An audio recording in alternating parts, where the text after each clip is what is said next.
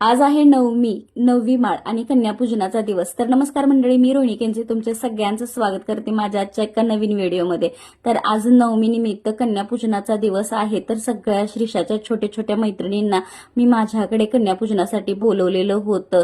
या निमित्तानं कन्यापूजनाचं सुद्धा महत्त्व आपल्याला समजतं आहे आणि कन्यापूजन ही किती काळाची गरज आहे. यामुळे दुसरी गोष्ट म्हणजे जर धार्मिक दृष्टिकोनातून बघाल तर कन्यापूजनामुळेच समाजामध्ये मुलींच्या बद्दल जे काही अवेअरनेस आहे तो वाढत चाललेला आहे.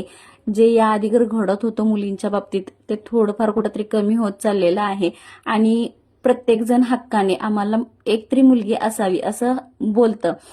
पूर्वी कसं व्हायचं, मुलगी नको असं म्हटलं जायचं, मात्र आज मुलींची खूप गरज आहे असं म्हणायला लागलेत. ही खूप अभिमानाची गोष्ट आहे.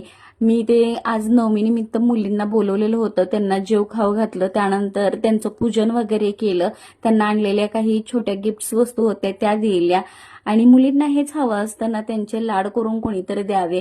असं म्हटलं जातं की एक कन्या दान करणं म्हणजे 1000 गायी दान करणं या समान महत्व आहे.